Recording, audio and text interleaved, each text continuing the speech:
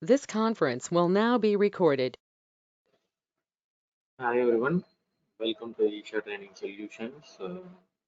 So in our previous session, what we did, we saw like what are all the course content that we are going to cover as part of this course journey. So now what we are going to do, we are going to start the initial content like the introduction to performance engineering. So first of all, we should have the clarity what performance engineers are actually doing, what are all the things that we have to learn in order to become a performance engineer. That is also very important. So, mm, say like if you are categorizing things, say UI development, application development, database, network monitoring, infrastructure monitoring, like that. If you categorize things, your job roles, job activities, each and every layer performance engineering is actually there. Means that you need to optimize things. Okay, say there are things that already existing, but you wanted to optimize things. How you are going to streamline that? Okay. If you think in this way, say like traditionally developers what they are doing their development, deploying the code into the testing environment. Testing will be done, and then code deployment will be there in the production. That is a regular procedure.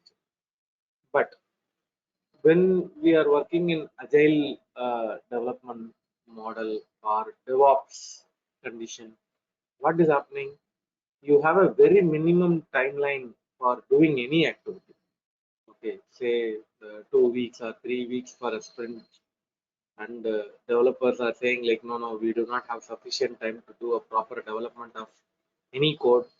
How many user stories that we are planning to do it for this sprint, like that all the discussions are actually happening because performance engineers what they are doing are usual traditional people what they are doing. When you compare that, the traditional people they do not have sufficient time to do their optimization. Okay, so developers, if you take developers as example, what developers are doing within the shorter timeline for that particular sprint, they are doing their development, and then their intention is to complete the activity. In that situation they cannot focus very streamlined optimized code development at all because they have very minimum time. Okay, the two, think about the fresher developers. Okay, those who are uh,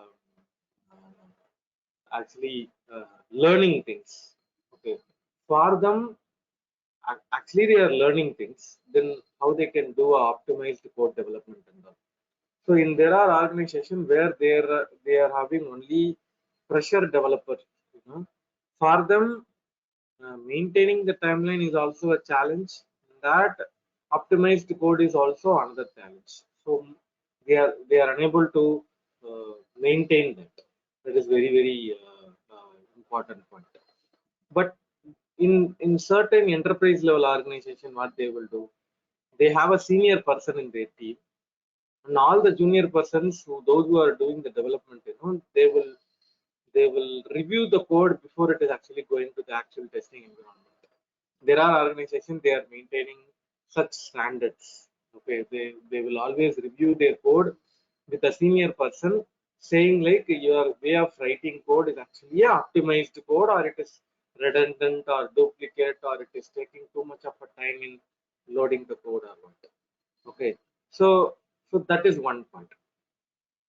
For performance testers, okay, for performance testers what is happening, performance testers also, if I say there are multiple interview session that I'm having, right?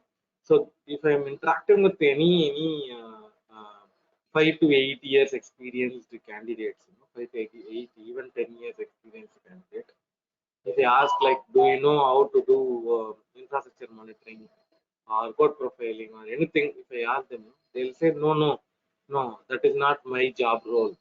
I'm not doing that. My senior person in the team only will do that. There is separate team available for doing this kind of an activity. Like that only they usually reply, which means that what is happening, they are restricting their scope. They are restricting their scope only to script development or scenario development or scenario execution.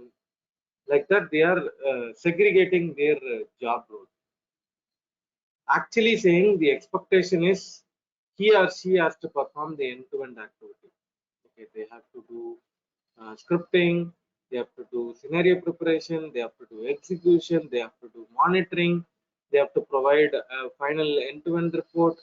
All those things are actually expectation, but in reality that is not actually happening. In reality people are restricting their scope.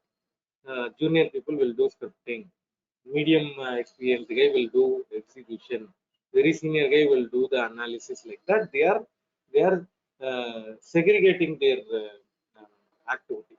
Okay, so because of that, what is happening, you will not have the end-to-end coverage of your activity. That is also timeline pressure only. So in certain organization they are only doing load test, only doing load test. Okay, they are not even focusing on any other test types. Okay, actually there are different test types are there to make sure our application working good, or is there any memory problem, or is there any performance issue that is actually happening. So for that only there are different types of testings are there, like load test, stress test, endurance test, volume test, scalability test. Like that you have different test types that are there, because each and every test type outcome is actually a problem statement. So if you say like load test means for expected user load we are testing the application. Stress test means to find the breaking point of the system we are testing this application. Endurance test means testing the application for longer period of time to check the memory leak. Volume test means in order to check the volume capability of database. Okay, so we are doing a volume test. Scalability test is nothing but with the current infrastructure we are going to test up the application for future load. That is a scalability test. So like that each and every test type is actually having a fundamental behind it. So you need to perform each and every test type and then confirm that whether application is actually working good or working bad. But because of the timeline pressure, what is happening nowadays, people are only focusing on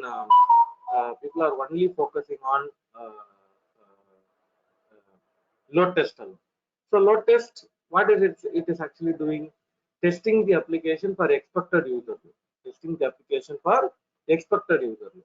So testing the application for only for the expected user load is not coverage of the end-to-end problem statement, right? You need to do all the type of testing to make sure you don't have memory problem, you don't have CPU problem, you don't have any kind of a problem in your application. That is very important. Okay, so because of that reason, the coverage is not proper. There is more probability of missing performance issues. Okay, so that is the reason what is happening. Those who are doing only load testing, when they are deploying their application into the production within 3 to 4 hours, they are expecting outage. Okay, so because they did not do large volume performance testing activity, they only did load testing. Means there may be a possibility that very shorter period of time after deploying into the production environment, they may be getting a outage. So performance testers are also facing a problem in doing a optimized way of their activity. Okay, I'll take a pass here. Anybody have any question till now?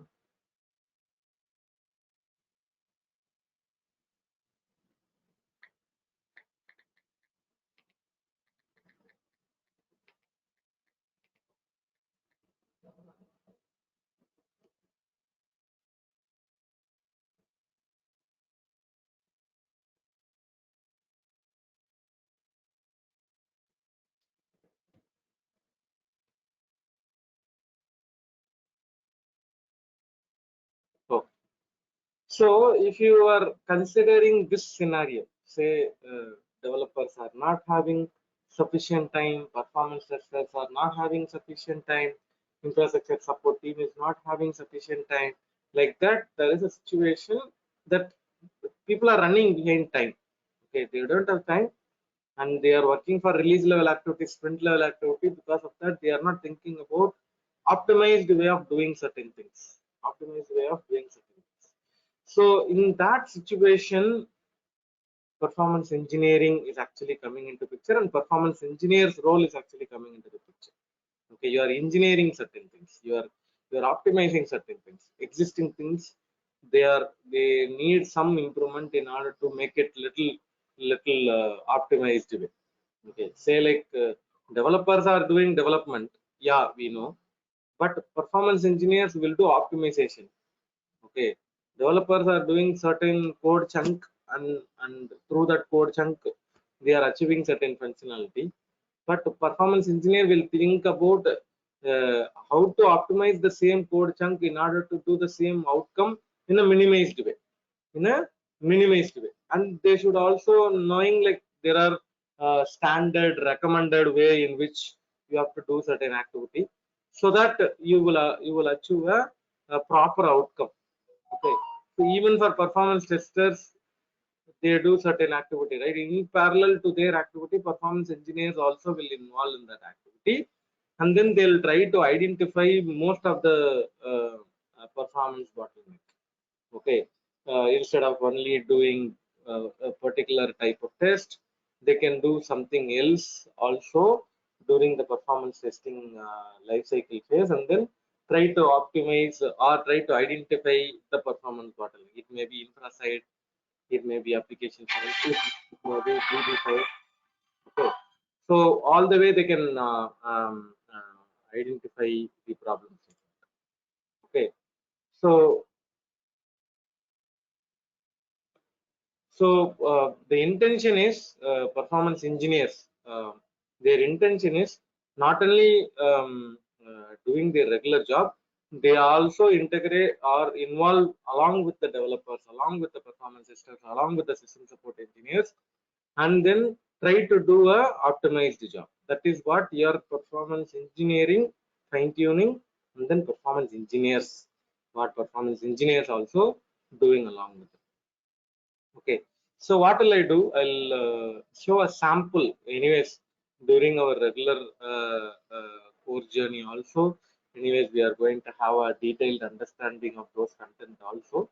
But for now, I wanted to show a small piece of demo for thread dump activity. Okay, so that you guys also learn those things. Any discussion forum or any interview forum, you guys wanted to talk technically about these concepts, it is really value add. That is the reason. So I'll quickly open Eclipse.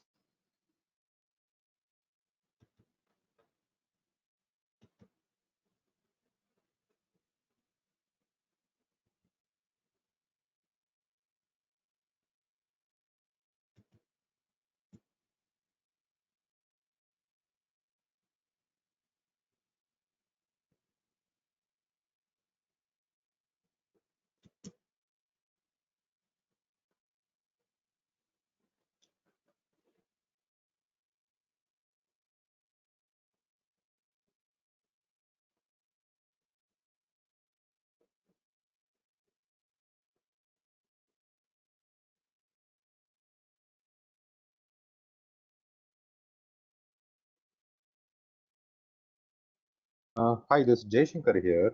The screen is too small. Can you make it bigger? Or else No, this is the size. no, I think that has to be done from here, and you need to zoom If in. I There is a zoom button it available. right, half the screen is going off. If I No, zoom it. the right hand side grid window, you have to close it.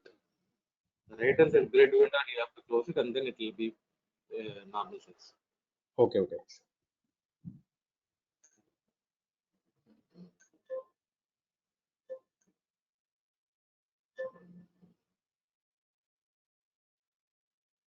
You are able to do that, right? I'm searching for the option. Okay, sure.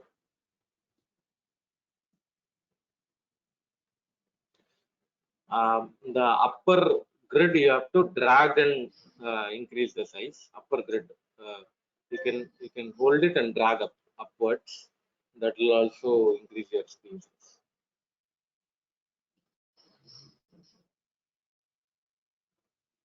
Okay.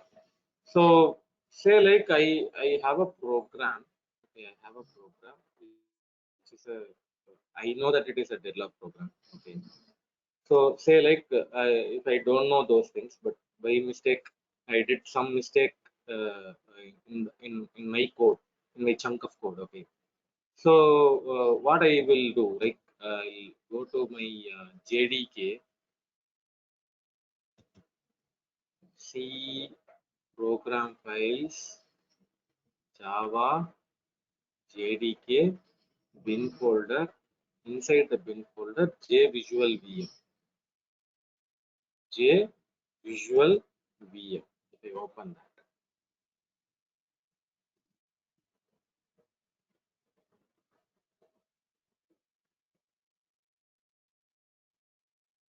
So this tool, it is a inbuilt utility tool inside JDK. Okay. So what this tool is having the capability is that like it will auto detect the JVM that are running on a particular machine. Okay, it may be a local machine or it may be a remote machine, but it is having the capability to identify the JVM. So you can see this Eclipse is actually running on a JVM. So that is the reason. Remaining things also running on a JVM. That is the reason it is detecting that. Okay. So basically Eclipse, and say like if I go and execute this program, like how I normally do a unit testing, right? Like that, if I execute a program, that time if I go there, I'll also see that program running on a JVM. Okay. So what is that meaning? All Java related things will run on a JVM. Okay, that doesn't mean. So I wanted to monitor this particular program that is actually currently executed, right? So if I double click it, which means that I'm trying to do the monitoring for that particular program or the JVM. Okay. So now my program I executed. Say like I did not realize like there is a problem, but unknowingly I executed. In that way, you take it. Okay. So if I go to the monitor tab, it will be showing me like how much of a CPU, how much of a memory, how much of a classes that are loaded, how much of a threads that are loaded. All those information would be there. Okay. That too, you consider a realistic load scenario. Realistic load scenario. When there is a load into the system, that time if you are considering these things, definitely this will not be like this. This will not be like a normal idle situation. CPU will be somewhere, memory utilization will be somewhere, the classes loading count will be somewhere, and then your thread loading count will be somewhere like that. Your graph representation will be totally different. Okay, graph representation will be totally different. So for now, our program executed, that particular program's JVM I started monitoring, and under the monitor tab, all these are looks to be normal only. Okay, we did not find much of a abnormal behavior. We did not find it. So what I can do next, I can go to threads. Okay, threads. So this tool, what is the capability that this tool is having? You can see it is able to identify deadlock. So it is able to identify a deadlock. Okay, which means that there is a deadlock in your program. Some deadlock happened infinitely looped back. So you are unable to bring that those thread at all. It is locked. Okay, deadlocked. Okay, so say like how will you identify and understand this thread lock or deadlock conditions and all? Okay, I'll take a thread dump. Okay, If I click that, you can easily take a thread. So in realistic world, this thread dump has to be series of thread dumps. Okay, it may be 3 thread dumps, it may be 5 thread dumps, like that. You need to take a series of thread dumps. Okay, anyways, in our thread dump session also, I will explain that. This is just a example that I wanted to show you. That is the reason we are checking this. In our regular session, even I will explain how to read manually, how to read automatic way. All those things also we will check. For now, I triggered one thread dump. Okay, I triggered one thread dump. If I scroll down, see the status of each and every thread.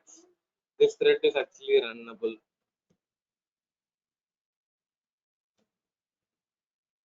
Next one is timed waiting, runnable. See, this is actually blocked. And this is also blocked. Okay. Thread 1 is actually blocked. Thread 0 is actually blocked. Okay. Thread 1 is actually blocked. Thread 0 is actually blocked. Okay. So I'll open Paint.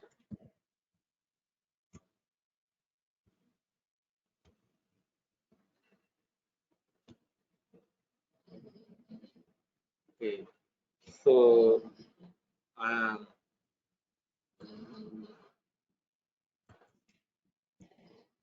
okay, I am Saravanan. Okay. So I'm accessing a printer. Okay, I'm accessing a printer, which is a resource. Okay, I'm accessing a printer to give some printing activity. Okay, so one more person, maybe Adityam. Adityam in this group is actually giving print to a different printer. Okay, he is giving a print to a different printer. Okay, so this task that I'm giving and then accessing this printer. Okay, and then I went to a sleep mode. The thread.sleep. Thread.sleep is actually executed, and then I went to a sleep mode. Similarly, Adityam also, after accessing this printer, that the thread becomes like thread.sleep. It is in the sleep mode. Okay. So another task that I am trying to give to take the control of this printer. Okay. Next task that I am trying to give to take the control of this printer. This printer, this printer number 2. Okay, this printer number 2. If I try to do print right now, will it be possible? The printer number 2, if I try to give printer, will it be possible right now? Yes, it will be possible. Actually saying no, because this printer 2 is actually provided print by Adityam, and it in the sleep mode, which means that the printer is still held by whom? Who's actually accessing that machine still now? Adityam. Okay, correct or not? So unless and until Adityam is not releasing this printer to, Saravanan cannot give printer to that printer. Similarly, Adityam is trying to give a printer to printer 1. Is it possible to provide printer to printer 1? No, because that printer 1 is actually accessed by whom? Saravanan. Okay, because Saravanan only gave printer and it is in the sleep mode. So this condition is called as deadlock condition. Okay, mutually locked, because Saravanan trying to access the printer 2, Adityam trying to access the printer 1. Unless and until Adityam is not releasing the printer, Saravanan cannot take printer 2. Unless and until Saravanan is not releasing the printer 1, Adityan cannot take it. This condition is called as deadlock condition, mutually locked. Okay, deadlock condition. So how you will understand that through the thread dump? How will you understand that? So you have thread name, priority, OS priority, thread ID, native ID, and then you have your status, thread status. Okay. So what we are going to do, we have to read this stack trace. This is actually a stack trace. Actually, this thread ID is there, right? Ending with FD 800. Okay, this thread ID. Okay, what they are saying, you read it. At com.example.memoryleak.deadlock program, deadlock runnable.run, deadlock program.java 27th line, there is a problem. Java program 27th line, there is a problem. And then waiting to lock. Actually, it is waiting to lock 7540. So it is waiting to lock 7540. Okay. Currently logged on 7530. Okay, currently logged on 7530, waiting to lock 7540. Okay. Similarly, if you go here, okay, this is a thread ID. Okay, what they are saying, waiting to log 7530, logged on 7540. So you can, from the name number itself, you can clearly visualize like 7530, 7540. These are the two things, and it is mutually locked also, because the above thread is waiting to log with 30, currently logged with 40. The below thread is currently logged with 30 and then waiting to log with 40. Okay, this condition is called as deadlock condition, and the problematic scenario happened on deadlock program Java 27th line. Okay, so Java 27th line is this one. This line only, there is a problem. There is a problem. So this is how, this is just a sample case. Okay, just a sample that I wanted to show you. So this is how your thread dump analysis you are going to read and get the clarity, like, okay, where is my problem? Okay, what status my thread is currently available? How can I decide, like, this is actually a problematic thread and this is actually a normal thread? Okay, is runnable thread is a problematic thread, or waiting thread is a problematic thread, timed waiting thread is a problematic thread, blocked condition is a problematic thread? Like that, you are going to understand each and every status of thread first, and then which status you need to do more investigation next. Like that, you are going to learn this activity. So this is just a sample that I wanted to show you guys.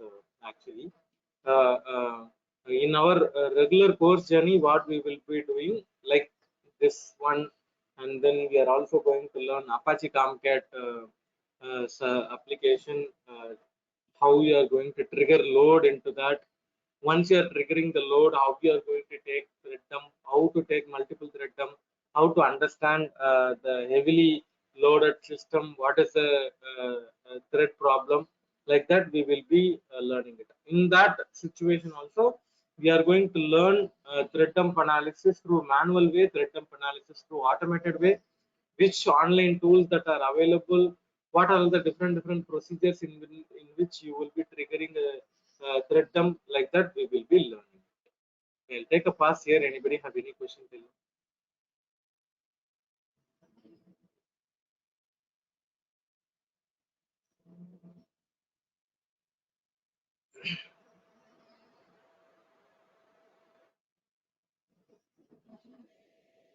The threads which were in sleep mode, is that also called as hung thread? If it is having a time bound activity, it is not considered to be hung threads. If it is without any time limit, infinitely waiting means, yeah, it is considered to be hung threads. Because of your wrong code logic, sometimes there are threads will go to an infinite loop. Okay, so which is called as waiting threads. So there are two threads are there, waiting, timed waiting. Timed waiting, anyways, after the time it will come back to the original status. But this normal waiting thread, sometimes it will come, sometimes it will not come also. So those are considered to be hanging threads. Track trace, how do we identify in case we have to identify the hung threads? How do we do that with this? That is what your thread status only it is going to help you. Waiting threads, timed waiting threads, log threads, runnable threads like that. So we have a session for thread life cycle. Thread life cycle, there is one session available. So in that session, we will discuss in detail. Thanks, sir. Yeah, sure.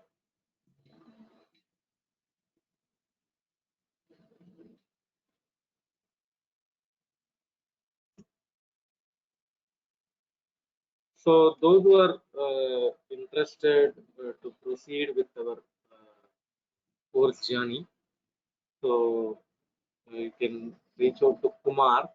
Okay.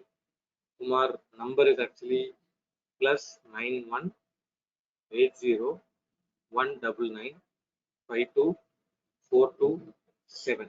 Okay, I'll repeat again like +918019952427. Okay, this is actually a weekday session.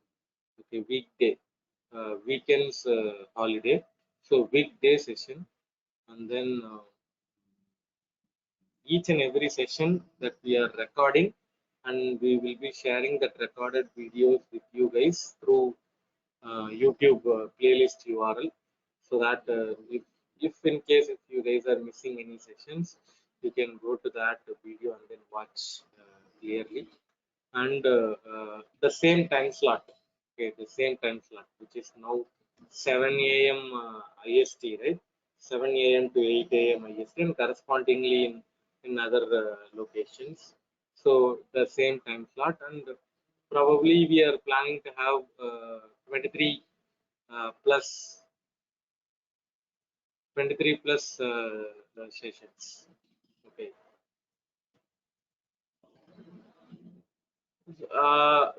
Sunil, that decision usually taken by Isha management. So hopefully, yeah, it is like that. If anything deviates, I'll update you. Okay.